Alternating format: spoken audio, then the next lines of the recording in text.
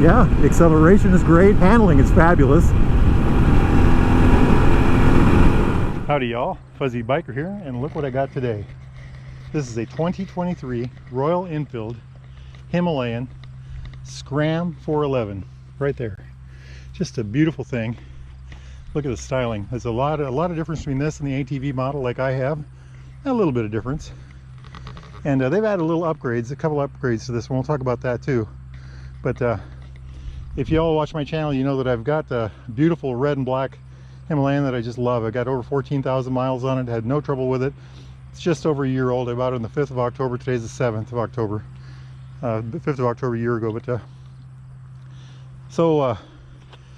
what's the difference between this bike and my bike? I'll start with that. Well, first, what is this bike? This bike is a air-cooled single overhead cam, 2-valve, one intake, one exhaust, 411cc, 24 horsepower, 23 foot-pounds of torque, hot rod little fun bike. It's everything but fast. It'll do anything but go fast. I burn up all kinds of roads on mine, gravel, pavement. Probably of the 14,000 miles, I probably got 60 or 70% of that's on gravel, and I've had just a ball on it. Absolute fun. The bike is got a 4-speed, I'm sorry, the bike has a 5-speed transmission, a big old single cylinder thumper, makes a beautiful noise. This is the updated version compared to mine. It's fuel injected, of course. So the big difference between this one and mine, some of the bigger differences, let's start with the front. It's the front tire. This has got a 100 by 90 19, where mine has a 90/90 21. My tire is 2 inches taller and a little narrower. This one's got a wider tire, but it's shorter. And I've driven this on pavement a lot, and it's very nimble handling compared to mine. Mine handles good, this handles better. A little lighter handling.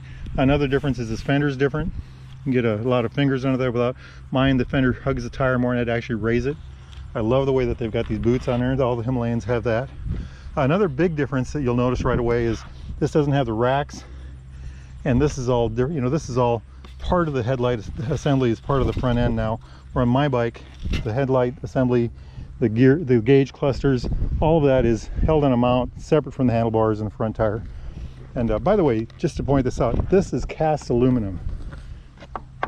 That's a piece of cast aluminum. Could have been plastic, but they made it out of cast aluminum. Very, very impressive, I think.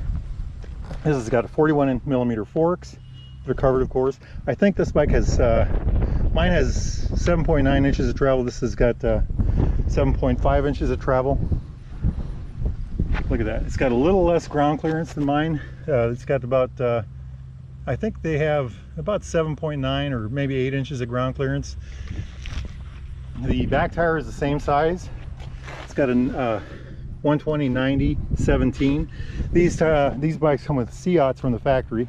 I just changed my front tire on my bike. I had 13,500 when I changed it, and that was 1,000 miles ago, or a week ago basically. So I got a lot of good mileage out of the front. The back one I wore out in about 4,400 miles. Another difference between this bike and the older Himalayan, or the standard Himalayan, is the seat. This has got a one-piece seat, where the standard Himalayan, the ADV version, has a separate pillion and driver's seat. This is kind of a neat thing. Look at the stitching on there. Very nice looking seat. The rear assembly is different too. This fender is different. I think the tail light and the blinkers are still the same. Monoshock. This is a linked monoshock, so it's progressive. There you can see it. If you change these links, you can actually lower this bike or raise this bike, I think about an inch. So if you put shorter links on here, I think you raise it an inch, put longer links on it, and you'll lower it an inch. So, you know, the seat height is 30.2, I think, 30.3. I'm sorry, the seat height is 31.2 or 31.3 on this model. That's about 795 millimeters. And you can actually drop it about an inch if you want, or raise it an inch. Very nice, very nice. Kind of an interesting style. They don't have those racks on here anymore, but they've got these neat little covers. And what these covers do is they kind of hide the horn a little bit. They hide the fuel pump. You can see the fuel pump up here on mine, for instance, on the ADV version. Not that that's a problem. I've never thought of it, but it's just a nice styling exercise.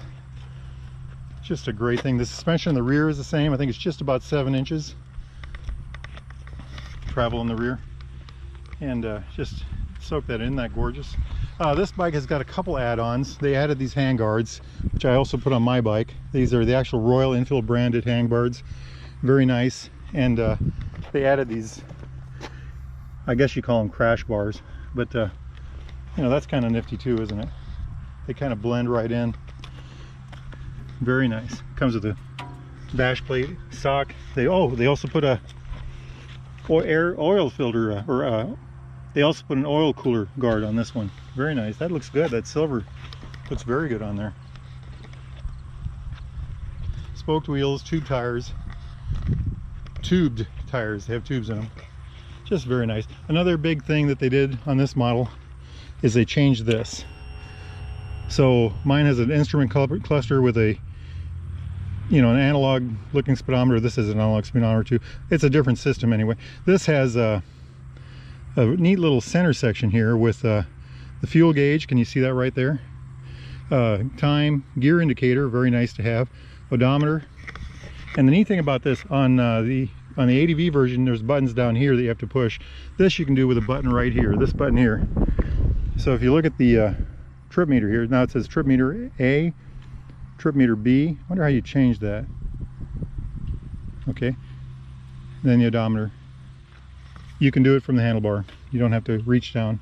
So everything else I think is about the same. Flash to pass, high lows, blinker, horn, kill button, hazard lights, start switch. All this is, you know, very nice.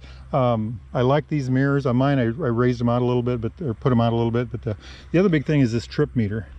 And I rode a bike with this and actually used it on purpose the other day, and I actually really liked it. It worked very well.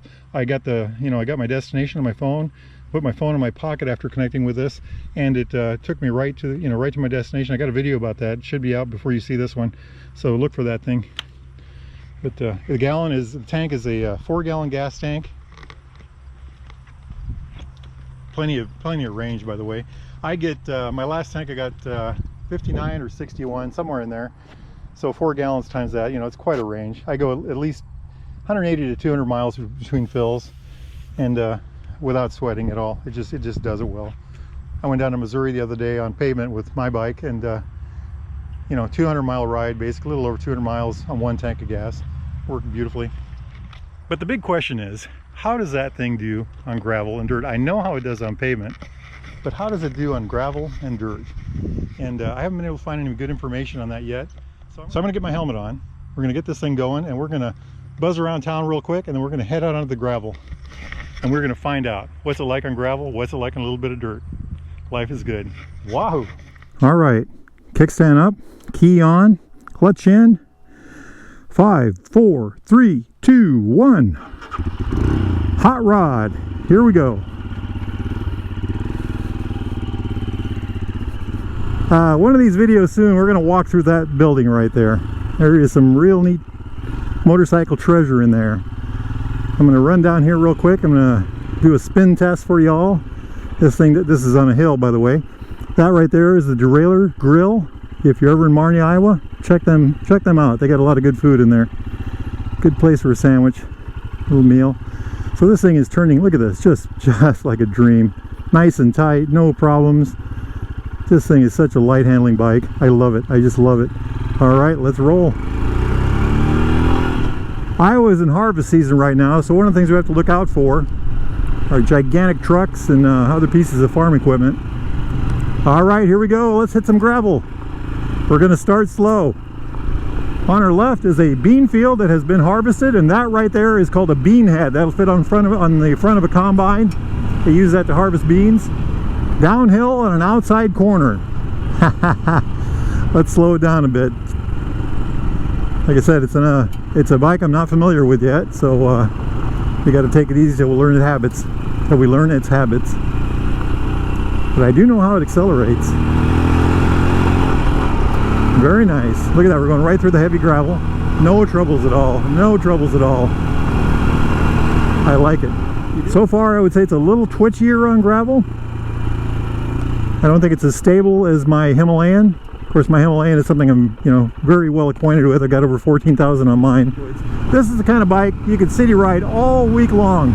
Go to work, mess around town, enjoy it, get coffee, whatever. And you know, it's good looking for sure. And then on the weekend, bug out and find roads like this, or dirt roads, or you know, single track, whatever pleases you, hit it. Look at that, we just crossed that gravel pile without any trouble at all. Very stable. The faster you go, the better it seems to, well, like any good motorcycle. The gyroscopic force, the faster you go, the gyroscopic force seems to help a lot. So here, let's cross some gravel humps. Absolutely no trouble. Just right across them, no issues at all.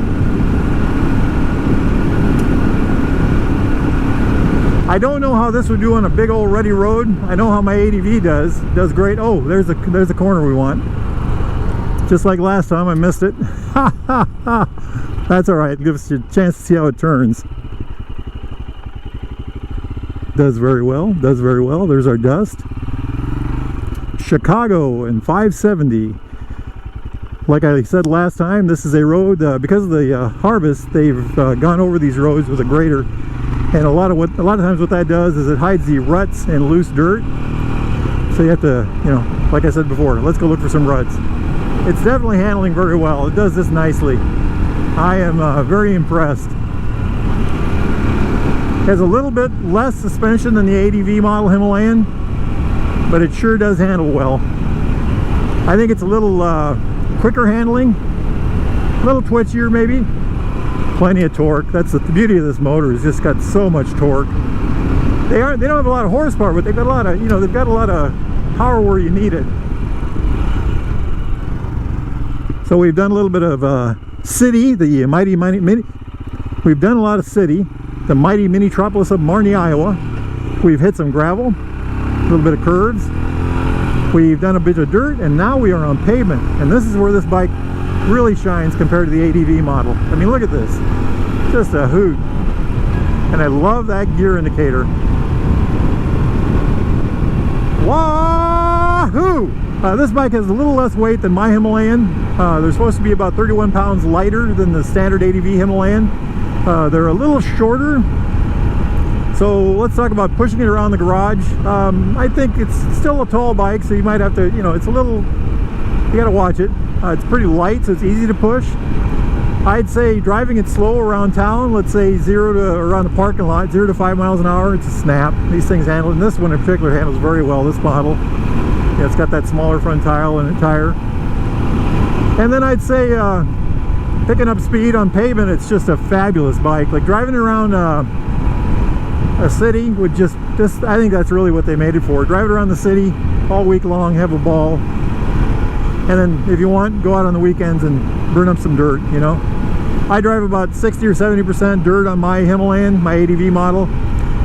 If I were to buy something like this, I'd probably drive it 20% on dirt, 10 or 20%. And it just does so well on pavement. We did take it on gravel and thought it did well. It's a little twitchier than my bike, not quite as stable, but it handled very well. Very nimble handling, I would say, compared to mine. And then on the dirt, it was just fabulous. I like it, guys. I really do like it. I'd like to know what kind of options they're going to come up with for wind protection. You know, if you're a city bike guy, that really doesn't matter that much. Maybe a fly screen or something.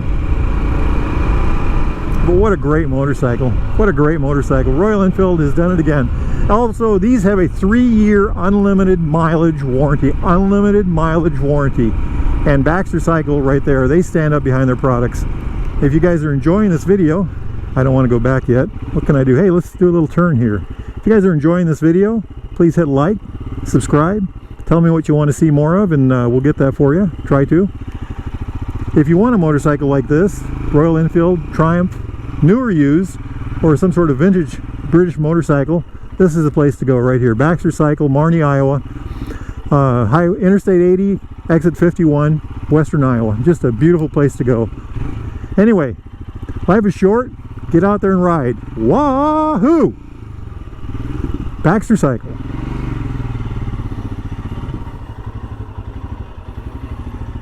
Quick look around here. Clothing, gloves, motorcycles. There's the famous 500 single race bike. Whole slew of Enfields, Meteors, Himalayans, the new classic 350s. Look at that, isn't that beautiful? And behind that is the old 700 classic. I think that one's from the 50s. Over here are the 650s, the Interceptor 650s. There might be a Continental. Well, the Continental is outside right now, the single Continental that they have right now. But what a beautiful place, huh? Parts along the wall back there. Just a beautiful place. Wahoo!